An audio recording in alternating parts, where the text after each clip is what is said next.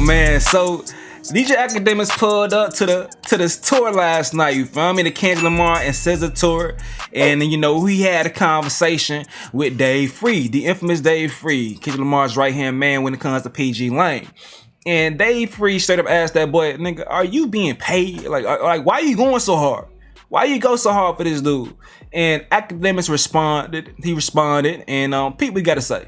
Because the first thing he said to me, he said, "Act, why you put that boy on your stream?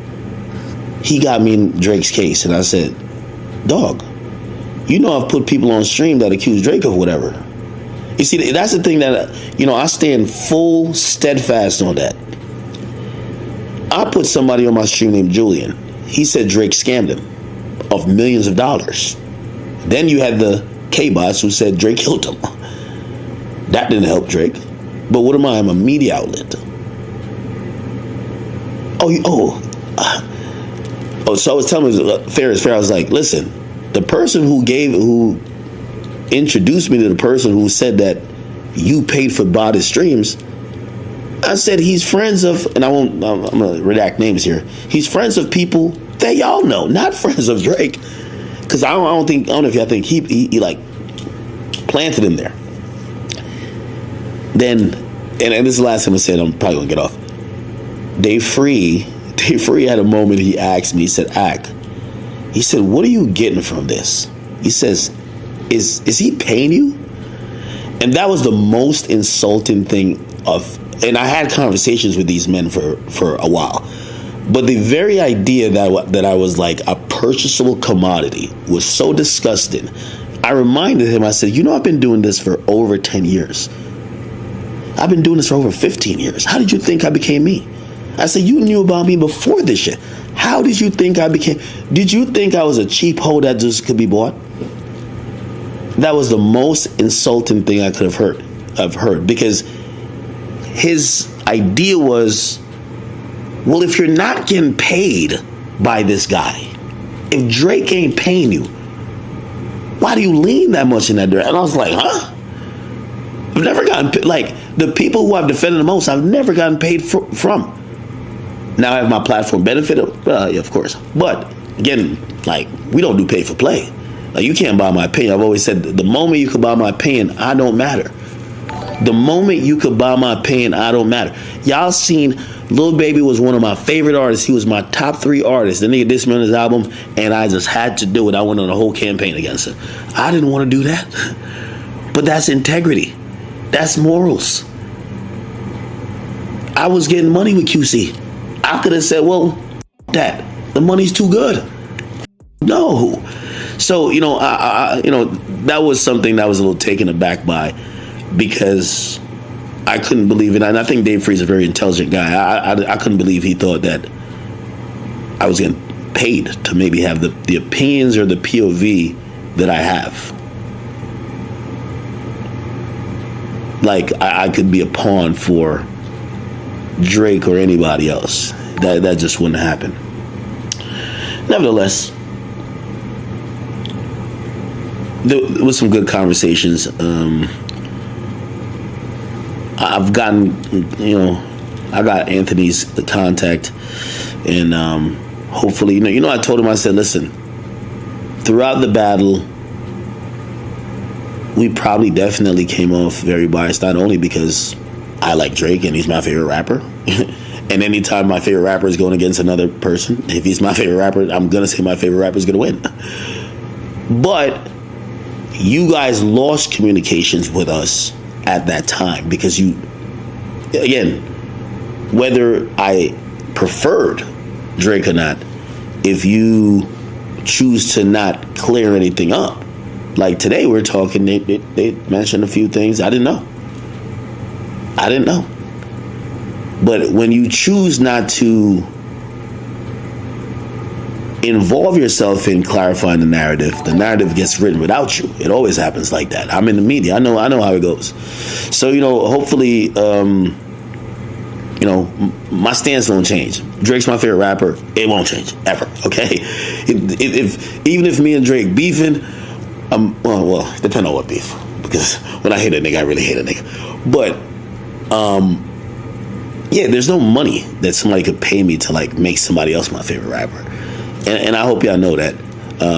I'm just a person who like Drake and his music. That's what I mean. His music. All right, so Act, you know, that's his point, that's his stance, and of course you could be a fan, but it goes beyond the fandom though. I tweeted this right here. I said it's not just about Act's opinions. His platform runs full-blown campaigns that even lie to spread narrative. David saying, "Why are you damaging your credibility for the frisky?"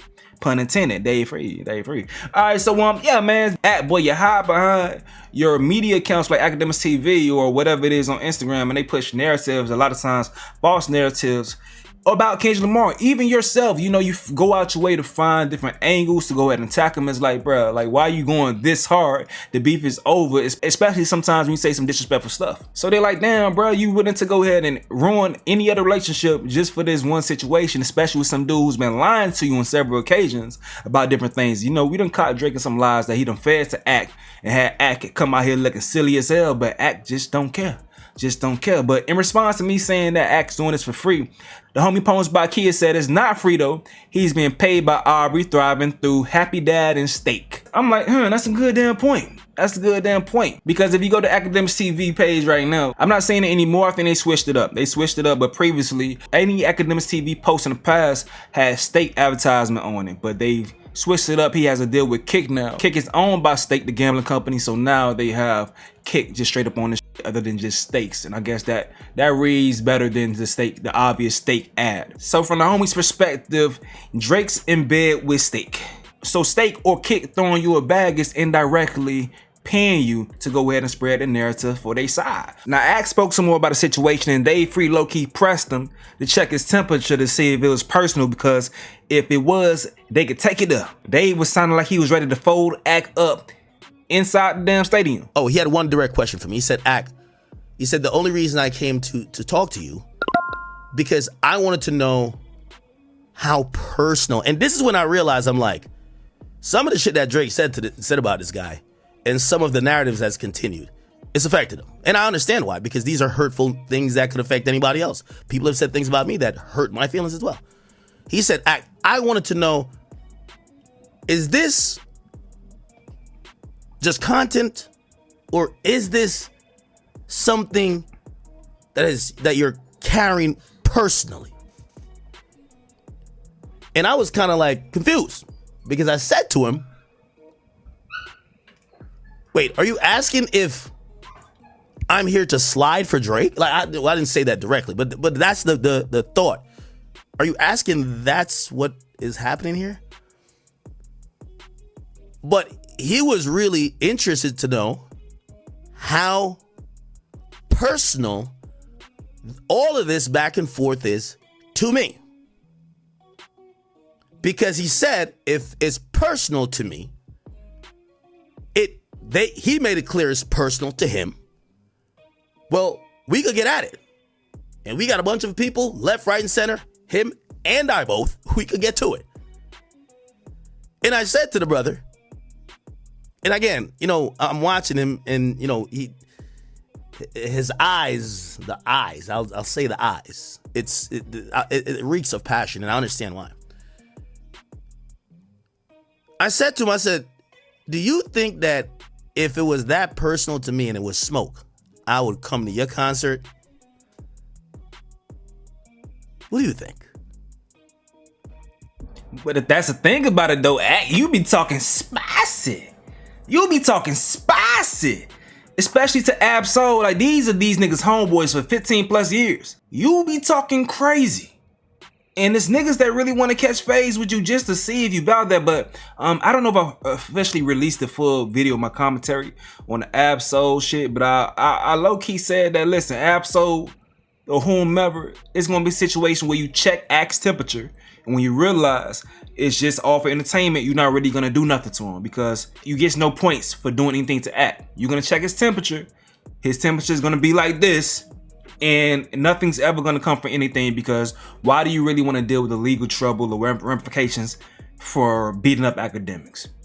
As much as the culture want him to be touched by a lot of people, I see it all the time on the timeline, y'all want this man to be touched. But when it comes down to it, he going to go ahead and cop please, and it's not going to be the same energy that you see on the streams. If I wanted to If I care that much about whatever you and Drake got, that I said if I see one of y'all niggas, something's gonna happen, why would I come to the belly of the beast? Looking him eye to eye, he was passionate as a motherfucker about these things he was speaking about. Again, he landed. Yeah, you said the wrong thing. They was gonna pack you out. They was gonna pack you out. He said it was filming too. You said the wrong thing. They was gonna do it to you, my boy. He landed on the point of there are a lot of things that have continued post-battle that is ultimately hurtful. Narratives, criticisms about people who aren't necessarily public figure. They mention criticisms about certain women that definitely affects them. And I agreed. And I said to him, it feels like, and he knows I said this. By the way, there was a guy, because I guess when Anthony Sala came over, and he had a couple guys with him, and it was about even. I think they doubled back, and they were like, yo, bring 2 more and then bring a nigga to record. I don't know. There was another nigga, he's over there like this. He's over there like this. And I'm like, there's no need to record me. I tell the whole story, the whole truth, nothing but the truth. You can't record me. There's no need to record me. I'm the recording. I go tell the story. I always tell the story. Like, there's nothing where like you put the video up like, that's not what happened. No. So, and I only noticed it because my guy afterwards, and I peeped the whole surrounding, he's like this the whole time. But really, you could hear the conversation. So, PG Lang got the conversation somewhere. And if anything I'm saying does not reflect the actual reality of the conversation we're having, they have it recorded. They could absolutely put it out. So this guy recording is kind of being like, you know, again, if I'm saying anything that is a match, the spirit, the energy, the words, the verbiage, the entire totality of the conversation, I give them permission, they can put it out, please. All right, so that's most of the conversation that we talking about, is just like describing the situation and him having a conversation with Dave Free. Dave Free, like, let him know, like, listen, the way you moving, it makes it seem like you have some personal issues. Do you have personal issues? If it is personal, we can handle it right now. You came up here, you pulled up here. I don't know why you pulled up here. And acting on some, I'm doing my job, you know, about covering one of the biggest hip hop tours that may be in history, you know. So I want to go ahead and document. That's why I'm here. Also, we kind of speaking to Anthony Sala. I believe that's the name of Kendrick Lamar's manager, the dude that was accused of purchasing bots for Not Like Us. Dude press act like, yo, why you let dude come on your platform? Him doing that had me mention, and I'm wrapped up into this Drake lawsuit. They have subpoenaed my phone to go ahead and see if I purchased bots, but I didn't. Now, if it's true that he didn't, they'll eventually see that, but just the inconvenience and everything is like, damn, bro, Act, why you doing all this? Act explains why he did it, though. Why did you let that kid come on your stream? He lied on me. And he was saying in a way like, yo, bro, you letting Drake run plays to put people on your stream. Now, I had to correct that, and I'm going to stand on this. I won't give up any names. But the person who came on to talk about botted streams, go find the kid, and y'all can find out. Again, I don't want to give up people's names. This was not from Aubrey Drake Graham. That was not from him. That was not from OVO. That's from people who in and around work with Dot. I'll say that. I'm not saying this as innuendo. I'm saying this as facts. Not saying that these people work directly, but that's their orbit. That's very important to say. So I said to Mr. Saleh, right? Brother,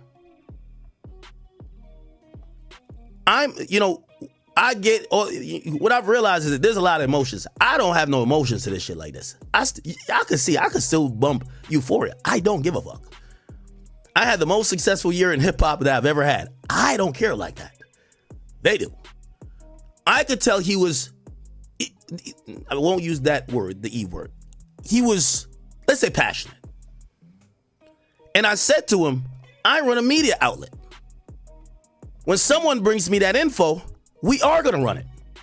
Just like someone came to me and said, Drake scammed me. If I was operating as Drake's little tool or whatever, pawn, I wouldn't have Julian up here trying to explain how he felt top 5 and Drake scammed him out of millions. So the point is, what I told him is that that's how media works, brother. I get y'all are involved with this guy or back and forth, and you're viewing anything that comes out about you to think it's directed from there.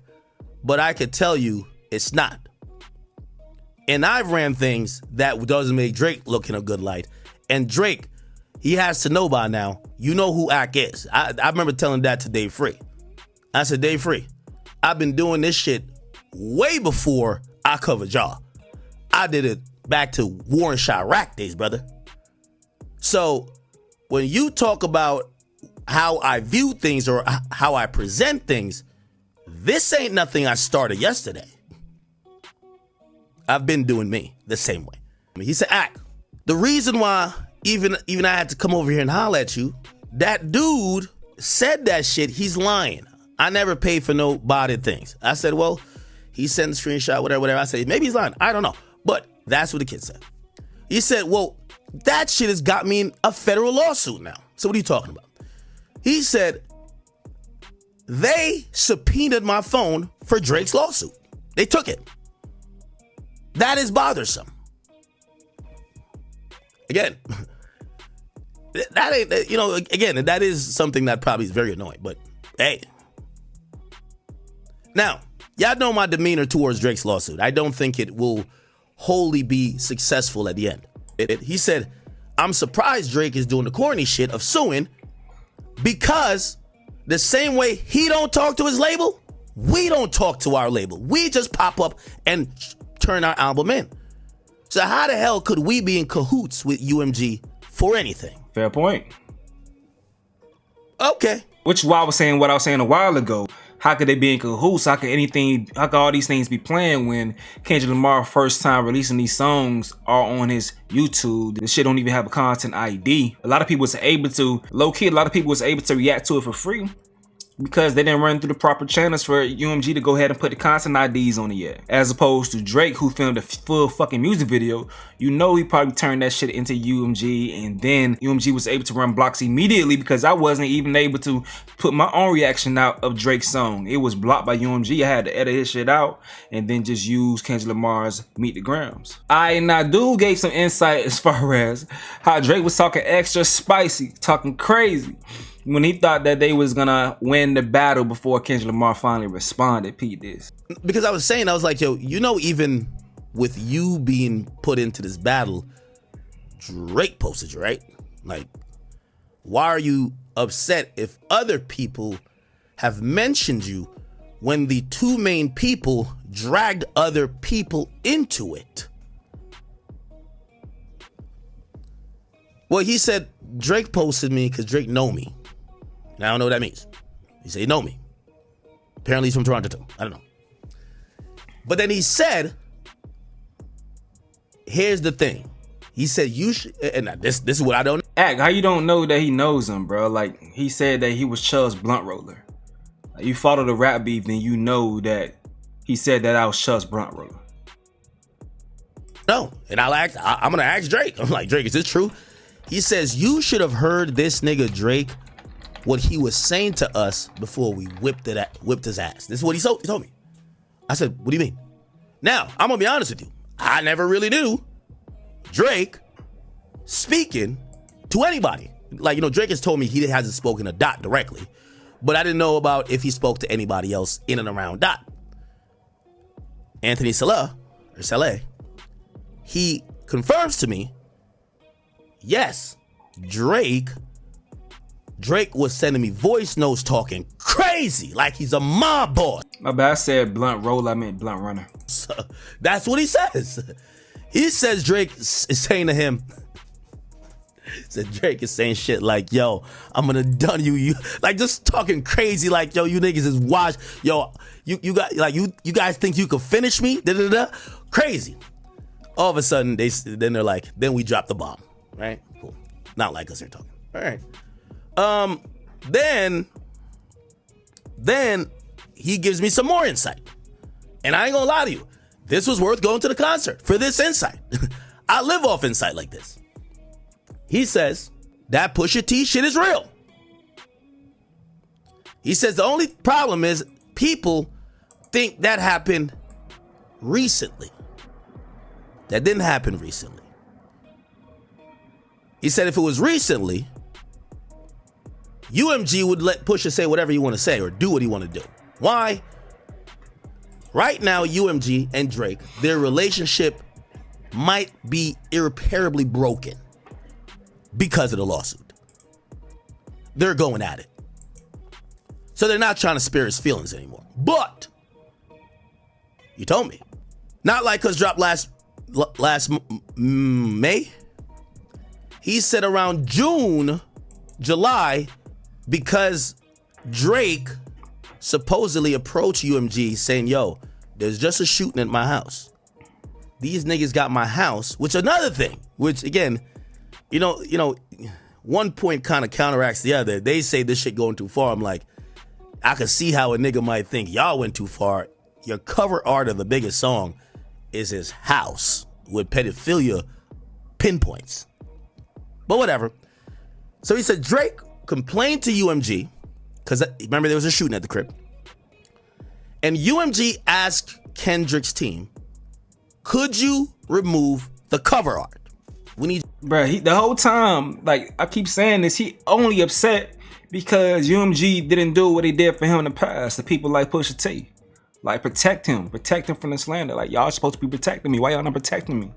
That's the only thing they did was switch up on him, and because they felt like someone was just as important to him, just as valuable as him, and they couldn't risk doing Kendrick dirty like that. I need you to take the cover art down. It got his house on it. We want you to take that down. From what I heard, they stood 10 toes down to say, if we do that, the whole song should come down. We're not changing shit. Standing on business. UMG, who clearly is in it for the bread, is like, keep that shit up. Nah, they ain't say that, but like, basically they just allowed it, right? Cool. While all of this is brewing, apparently that's when the Pusha T thing happens. And that's when UMG, who is really at that point on a rocky relationship with Drake, they're trying to salvage a relationship. They tell Pusha, hey, right now, you can't drop nothing dissing the guy. We're trying to work on our relationship with him. Could you change this? Could you change that? Now, I'll be honest. He didn't say Drake instructed them to do this. He said they were trying to save a relationship with Drake, the label.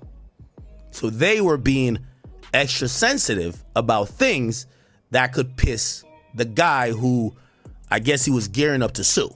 All in all, bro, based on my entire understanding of this entire situation, UMG, they realized what was going on. They had a rap beef between two of the biggest rappers, and they both fed them. So they tried their best to stay out of it.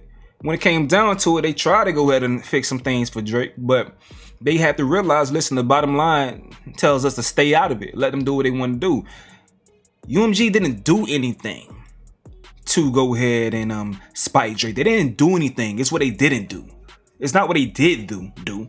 What they did do was normal business practices. Yes, as soon as hot and it's popping, let's go ahead and continue fanning the flames. Do what we're supposed to do to package this song that's already doing well.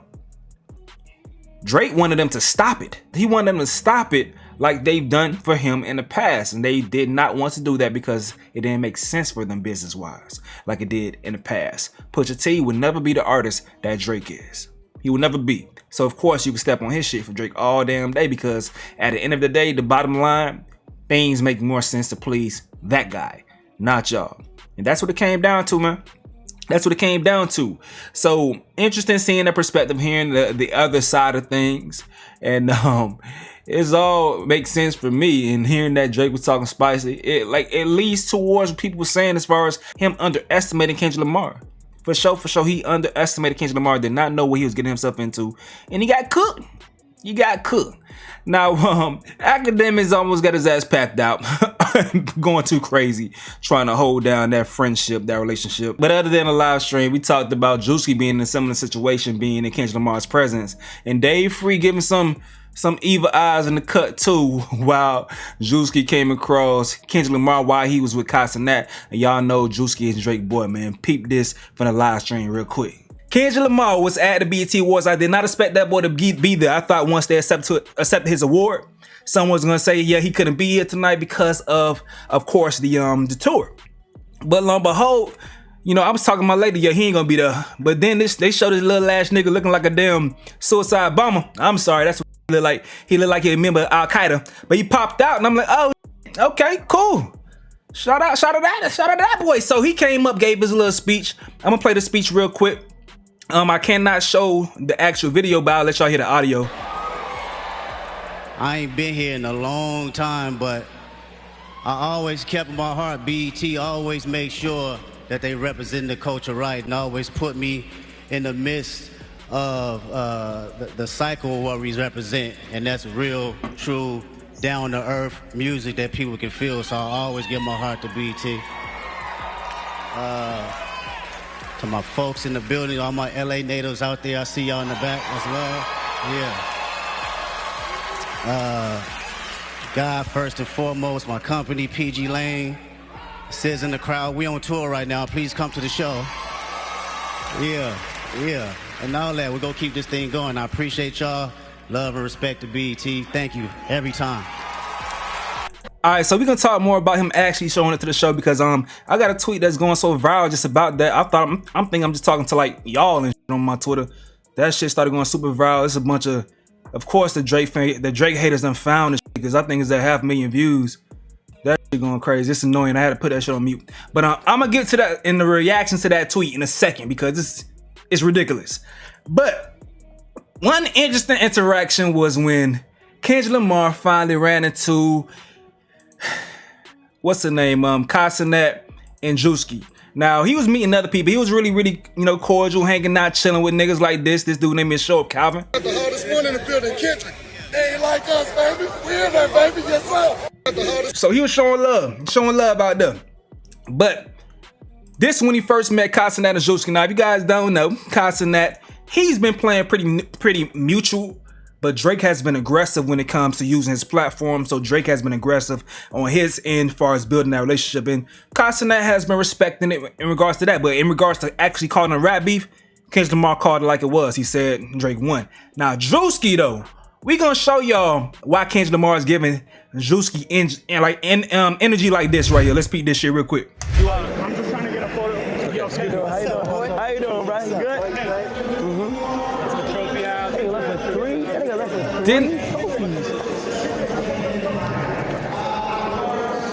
WK that what the Good to meet you. Kai, good to meet you. I'm Mike, the stage manager. I'll be the one sending you guys out in the next commercial. So Kai, you know, that relationship is there between him and Drake, but still Kai is on his side.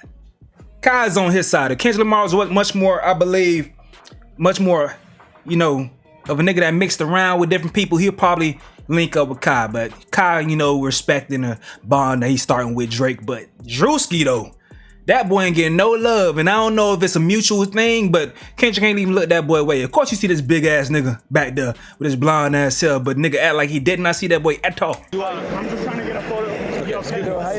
How you doing, bro? You good? I know that look. I have done that 1,000 times. I've done that 1,000 times. I fuck with one nigga, but the other nigga, you ain't even gonna get the chance to think I fuck with you, my boy. How you doing, bro? You good? Yeah, let me move the chat out the way for a quick second, because y'all gotta see the energy, man. We gotta take this the type of energy that I be on with a lot of niggas in my lifetime that there's some weird fuck niggas. Yeah, my boy, you ain't getting no love. No love. I'll show, cause sometimes, unfortunately, cool niggas be having lame ass friends. How you doing, bro? You good?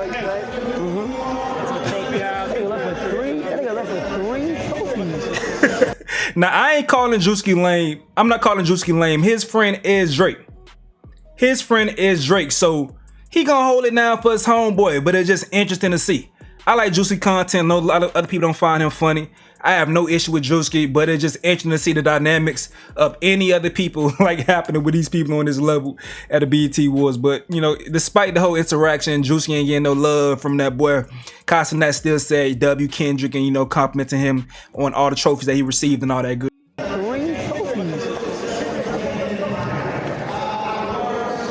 WK that what the Now, it did not stop right there. WK that what Kai said, but it didn't stop right there. So SZA seen Kai and wanted to go ahead and show love because SZA loved Kai. She loved Kai. You know, she wanted to show love and introduce Kai to Kendrick because that's a big look, you know? And this was one of the most, this was so awkward, bro. Peep this.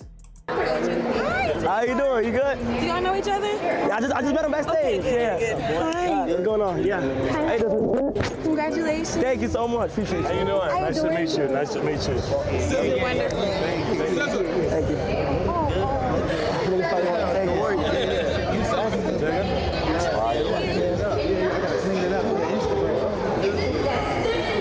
Oh my gosh. That is so awkward, huh? It's like you could cut through the tension with a knife. You could cut through that with a knife. You feel me? That shit is crazy. Run that bit back one more time. One more time. Like Costa not even breathing hard. Drewski even doing to show the awkwardness, biting his lips, looking all weird and shit. Like that was an awkward moment, man. How you doing? You good? Do y'all know each other? Yeah, I just met him backstage. Okay, Yeah. Hi. What's going on? Yeah. Hey, Congratulations. thank you so much. Appreciate How you. you doing? How you Nice to doing? meet you. Nice to meet you. Wonderful. Thank you.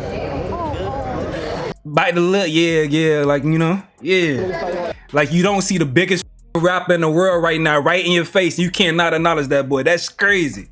That's crazy. Oh man. That's funny as hell. That is crazy as hell. Now people was reacting, including myself. I'm like, dog, trying not to disappoint Drake must be hard as he acting like his girlfriend at home watching. But shout out to Kato, man, for real. Cause you know Drake sit at home waiting for a moment to turn a nigga off. You know when you out and about and you posting, especially if you out with your homeboys and you posting to the story, your girl is watching every single nigga's story to see if you on your worst behavior. And if you are, either you're gonna get a text message or when you finally reach out to her, you're gonna be blocked. So Drewski trying to make sure he don't get blocked by Drake. That's what's going on for sure. Drewski trying to make sure that, you know, that relationship is intact by the time he make it back to the cribbo. Trying to make sure it's back on point. And I ain't saying that, but I'm pretty sure y'all understand the correlation that I'm making. But Castanet trying to, you know, toe the line as well, because you gotta serve who serves you. And once again, I ain't got no problem with what's going on as far as them if picking their side with Drewski specifically, because let me tell y'all right here, this is really where the energy's coming from. Like stuff like this. Mark Phillips from RDC World posted this picture during the beef right here, and Drewski commented, "Pick the side, stand on business now. Pick the side, stand on business now." You feel me? So, hey man, we standing on business. This nigga Kendrick Lamar, obviously he sees everything. You think a lot of times when people be MIA all the time from social media, you think they be in another world watching anime, watching Netflix all day, living with their children. But these niggas be bored. They niggas like me and you. They're people like me and you for you guys that aren't niggas. But they're people like me and you. They sitting and vibing and saying everything. So of course during that beef, it was to the street. So he's seeing Drewski doing things like this. He's seeing Benadon holding it down for they both Drake. And once again, I understand. But just seeing the dynamics and then seeing these people in person and with each other, that shit funny as hell to see. So yeah, bro. Even Punch from TDE, TDE Punch, the executive over there, posted this right here with Kendrick Lamar looking back at Drewski. Like, man, fuck wrong with these niggas, man. Hell nah, man. So damn awkward. They said when you respect the op, but you being watched. Hey, that gotta be some weird, man. So SZA posted on a story, come to the tour. Now a lot of people saying that Kendrick Lamar only showed up because they were trying to promote the tour. It's been a lot of different narratives after I made my tweet over here. So I was like, man, shout out to Kendrick Lamar for actually showing up to the BET Awards during the biggest year of his career. A lot of artists act like they too big. Now, since then, bro, this shit's been annoying the f out of me, all of them impressions and reaction and shit, because there's been a lot of people that's been upset with me saying that. Let's go through what they saying. Shout out to Poems by Kia. She always in the chat. I don't know if she here yet, but she gonna pull up at some point in time. She's saying he did it for the culture. They wanted him outside, and now he is. This is hilarious. They saying, where was SZA? She was there. Niggas showed her towards the end because SZA wasn't there earlier to show up for her award. They say, thanks to Drake, by the way. Oh, yeah, okay. They are too big, so saying people are too big to show up to the actual BET Awards. He had no choice to show up to the BET Awards because he is a puppet, and that is Lucien Grange controlling him, okay? All right. Y'all would give this nigga credit for tying his shoes all by himself, okay? He the only one you seen, all right? Yeah, it's so cool how he gets paid to do it, and he just does it. He's different. It's in his Democratic Party contract that he has to be there. That's nice he showed up and all, but he really didn't have to. LMAO, BET Awards is whack, and a lot of people that's hating on the BET Awards, hating on the moment, and what else they got going on? Man, remember when Prince and Michael and Outkast and Jay-Z and B was all there? It was the biggest black entertainment night in history. Will and Jada hosted. Bring that back. Let's big us up. Now, it's some more things, people saying things as far as, oh, the BET isn't even owned by black people, this, that, and the third. When you get to a certain level of business, especially when you sell it to a big conglomerate, the person that owns the actual conglomerate that runs it, like say for instance, I think this is owned by Paramount, that's a whole new another level of business. Bob Johnson cashed out. He cashed out. But you still have people that are black CEOs that run the actual organization. BT has fallen off because network television has fallen off. And there has things that you would think that they could have did a better job as far as transitioning with the new day and age, but a lot of them have old ass people that are being appointed to these jobs by the Paramounts or whomever, these people that are in these seats that just doesn't know how to keep up with decentralized media platforms like myself or platforms way bigger than mine. It's so many different ways to go ahead and compete with BET that's hard for them to survive. So yes, with that, the name recognition, even for the new generation, it's hard for them to fall in love with the platform because they don't even have to watch it like we did growing up. So yes, it doesn't become a priority for people to show up to that place, but it is one of the only major outlets for black people to congregate on the main stage that still gets love. So you will hope that, as you know, MTV has fallen off as well. MTV, what the does MTV produce nowadays? Who knows?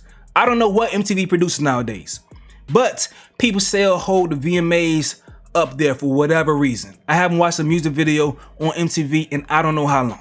BET the same way, but people still respect it.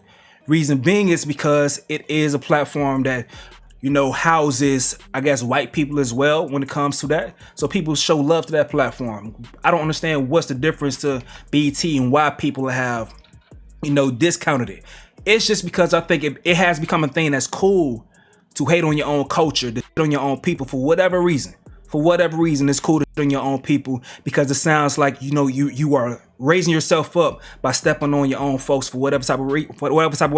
I don't fuck with that, even though the people that you think don't own the company, the only thing that they should own the company is still black CEOs that run this. It's still a lot of people that are in the top of the line when it comes to that runs things that goes on at BET. Have they dropped the ball a lot? Yes, they have. They have dropped the ball in a lot of situations. So I hope what they did last night, like say for instance, trying to tap in with the culture, bringing Kevin Hart back, and the big thing for Kevin Hart, with Kevin Hart being back there, was Kevin Hart tapped in with the culture by using himself. He claimed that he wouldn't host unless Kai Cenat was able to come back there and be able to live stream the situation, which then created a lot of viral moments. And you are meeting people where they're at. That's the thing you have to do nowadays that a lot of corporations were they were hard-headed when it came to as far as meeting people where they're at. They didn't want to post on YouTube. They didn't want to let content creators be able to even post them on Twitter. They would go ahead and flag things when you post their content on Twitter. But now they saying, let's meet people where they're at. Let Kai Cenat go ahead behind the scenes and stream the whole. Let's go ahead and make sure we connect with the younger generation, and then you know, somehow they'll be able to continue making bread or continuing to let people know that this is a space to go ahead and be celebrated. And that's what I appreciate Kendrick Lamar for, showing up there to say, hey man, it's my biggest year. I'm on tour. I don't have to show up to this. I'm doing pretty well on my tour. I got an excuse not to come. I think they have a show tonight across the damn country. He still pulled up to show love during this bigger year when he got all the Grammy Awards. People have shit on the BET Awards and haven't shown up a bunch of times after they got the damn awards. He pulled up, and that's love. This lady right here says Kendrick and SZA making time for the BET Awards in the middle of their tour is really cool, for real. And I was seeing a lot of things as far as people bringing up Drake not needing to go there, or big artists like Beyonce not needing to go there, and people saying things like this. Once, I didn't bring no other artists up as far as specifically at all. But dude says Drake hasn't been to the BET Awards since 2011. Since then, he never went back, even if he won, because he felt it was beneath him. There were always clues that he really never cared. They never really cared for our culture like that. Excuse me, but it ain't just Drake though. I haven't seen Ye there in a long ass time. A lot of people don't go unless they are getting a Lifetime Achievement Award or some big ass awards. Beyonce ain't been since 2017. It's a lot of people that get awards every single year that haven't gone. And I think y'all should show up. I think they should show up, man. I think they should show up. But okay, see, I heard that, man. Make sure y'all stay on point for the live streams. Like the video on your way out and hit the notification bell on this video so you make sure you get all the notices, be on points for the live streams, be in the chat because we talk back and all that good stuff. We've been in the family, so make sure you on point for that. But hey, in the meantime, check out this video right here where we go over the situation with Wale in his awkward moment with Castanet and Joe Budden speaking on it. Joe Budden says, man, Wale wasn't noticed by Castanet, but shit, I wasn't noticed too when I met the young boy. So peep this real quick.